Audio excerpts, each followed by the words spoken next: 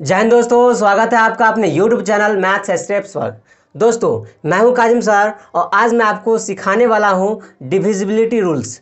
दोस्तों, मैंने पिछले क्लास में है ना विभाजिता का कुछ नियम पे काम किया था और जो शेष रह गया था वो आज हम लोग करेंगे।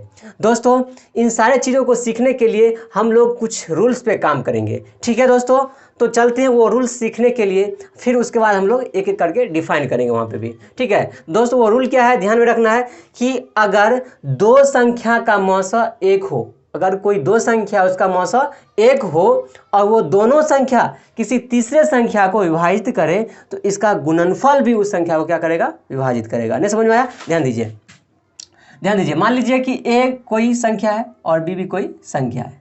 ठीक है, ए भी कोई संख्या और बी भी कोई संख्या।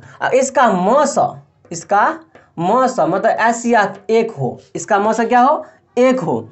अगर मान लीजिए कि तीसरी संख्या अगर कोई पी है, ठीक है, तीसरी संख्या कोई पी है, तो ये दोनों संख्या इसको अगर विभाजित कर रहा है, मतलब ए भी इसको विभाजित कर रहा है मतलब काट रहा है, बी भी इसको काट रहा है, इसका मतलब है कि ए गुने बी भी इसको काट देगा, ए गुने बी भी इसको काट देगा। समझ में आ रहा है? ए गुने बी भी इसको विभाजित कर देगा। ध्यान रखना है कि दो संख्या का मौसा एक हो और वो दोनों संख्या उस तीसरे संख्या को विभाजित करे तो इसका गुणनफल भी इस संख्या को विभाजित करेगा। समझ में आ रहा है? ठीक है, तो अब जैसे इस एग्जाम्पल से समझिए। जैसे मान लीजिए कि 18 कोई संख्या है। ठीक है, अब 18 को देख लीजिए, है ना, देख लीजिए कि दो भी इसको काट रहा है। ठीक है, दो भी इसको काट रहा है। ठीक है, अब देखिए 6 भी इसको काट रहा है, 18 को दो भी काट रहा है और 6 भी काट रहा है।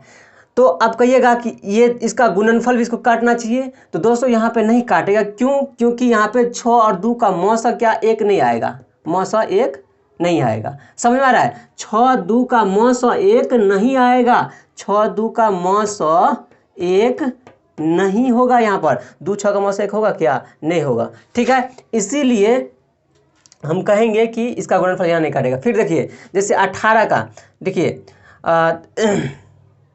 देखिए 2 भी काट रहा है और 9 भी काट रहा है और 9 2 का मौसा एक आएगा, 9 2 का मौसा क्या आएगा, एक आएगा। तो इसका गुणनफल 9 दूनी 18। अब 18 18 को काटेगा, काटेगा कि नहीं काटेगा? समझ में आ रहा है? ध्यान रख रहे हैं इसी तरीके से। और कुछ हो सकता है क्या? जैसे देख लीजिए, देखिए इस 18 को 2 भी काट रहा है और 3 भी काट रहा है। देखिए ना, 18 को 2 भी काट रहा है और 3 भी काट रहा है, तो इसका गुणनफल, इसका मौसा भी एक है। देख लीजिए, इसका मौसा भी एक है, इसीलिए इसका गुणनफल मतलब 3 दूनी 6, 6 भी इसको काटेगा। काट रहा है कि नहीं काट रहा है? 6 भी इसको काट रहा है कि नहीं काट रहा है? समझ में आ रहा है? तो बस इस तरह से ध्यान में रखना है कि अगर कोई दो संख्या का मौसा एक हो और वो दोनों संख्या अगर तीसरी संख्या को विभाजित कर रहा है, इसका मतलब उसका गुणनफल भी इसको विभाजित करेगा। समझ में आ रहा है? आप कहिएगा सर इसका इस्तेमाल कहाँ होगा, फिर ये पढ़ाई क्यों? देखिए मैं आपको बताता हूँ। ठीक है, पहले इसको मिटा देते हैं, ठीक ना, फिर हम लोग सीखते हैं कि कैसे इसका इस्तेमाल करके हम लोग, है ना, कौन किसको काटेगा वो हम पता करेंगे। ठीक है दोस्तों, वीडियो पे बने रहें, सिर्फ 2 सेकंड में हम लोग बता देंगे कि कौन किसको काटेगा। ठीक, देखिए आपको कह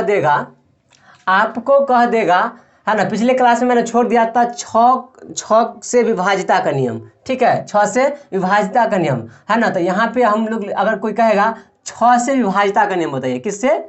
6 से। समझ आ रहा है? 6 से विभाजिता का नियम बताइए, तो क्या कहिएगा, है ना, कैसे कहिएगा? तो देखिए 6 से विभाजिता का नियम में हम लोग क्या करेंगे कि 6 को गुणनखंड तोड़ेंगे, ऐसा गुणनखंड तोड़ेंगे जिसका मौसा एक हो। देखिए 6 का गुणनखंड में 2 तिया 6 होगा। अब देखिए 2 तिया 6 होगा, तो अगर 6 से विभाजिता का नियम कोई हमको पूछेगा तो हम कहेंगे यदि, है ना, कोई संख्या को 2 भी काट रहा हो और 3 भी काट रहा हो तो इसका मतलब 6 भी उसको काटेगा। समझ में आ रहा है? देखिए या समझिए, यहाँ ध्यान दीजिए, जिस संख्या को 2 भी काटेगा 3 भी काटेगा, इसका मतलब इसका गुणनफल 6 हो रहा है तो 6 भी काटेगा।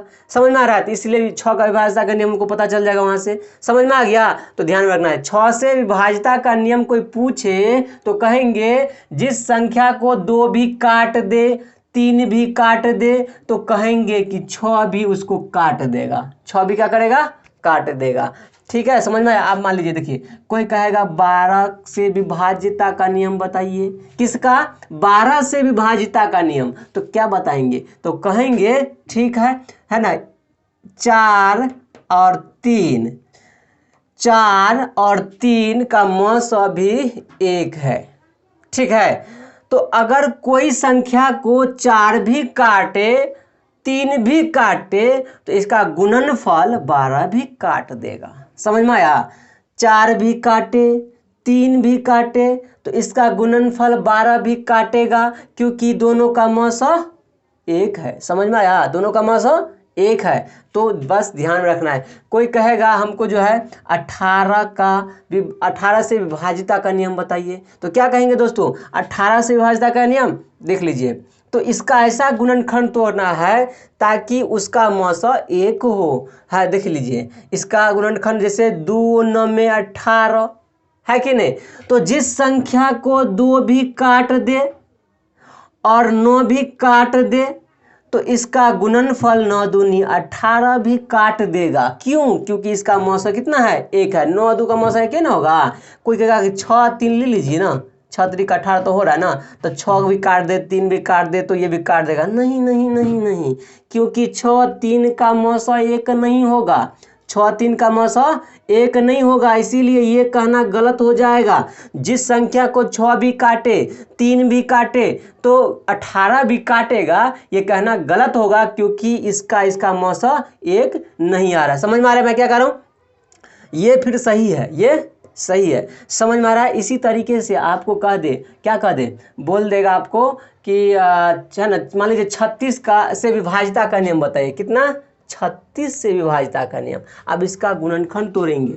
ठीक है, तो देखिए 9 चौके 36, इसका मौसा भी 1 आ रहा है, मौसा भी 1। 9 और 4 का मौसा 1 और 9 चौके 36। इसका मतलब हुआ कि जिस संख्या को 9 काट दे और 4 भी काट दे तो इसका मतलब 36 भी उस संख्या को काट देगा। समझ में आया?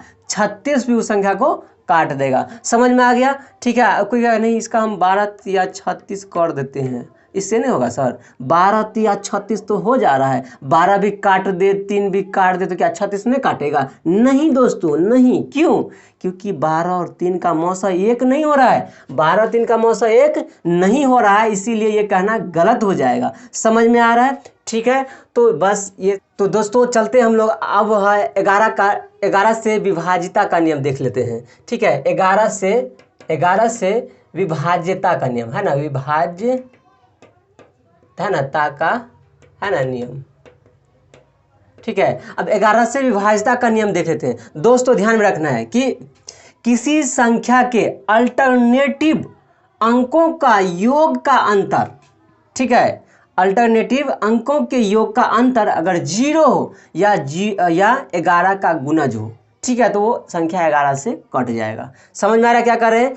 अगर किसी संख्या के अल्टरनेटिव अंकों के योग का अंतर, क्या करें? किसी संख्या के अल्टरनेटिव अंकों के योग का अंतर 0 हो या 11 का गुणज हो तो वह संख्या 11 से कटेगा। जैसे एग्जांपल बोलते हैं, है ना, 76 34। मान लीजिए इसमें अल्टरनेटिव का मतलब क्या हुआ? तो दोस्तों अल्टरनेटिव का मतलब हुआ कि अगर आप ये ले रहे हैं तो इसका अगला छोड़ना है, ठीक है, और फिर उसके बाद वाला ले लेना है, फिर इसको छोड़ना है उसके बाद वाला लेना है, ये हुआ अल्टरनेटिव। तो दोस्तों अगर आप 7 लिए हैं तो 3 लेंगे। तो अल्टरनेटिव अंकों के योग का अंतर का मतलब यहाँ ये लिए तो फिर ये लेंगे, तो 7 + 3, ठीक है। फिर इसका इसमें तो इतना ही है। अब 6 प्लस यहाँ पे क्या लेंगे, यहाँ पे क्या लेंगे, है ना, 6 + 4 और दोनों का अंतर घटाइए, तो 7 3 10 और -6 4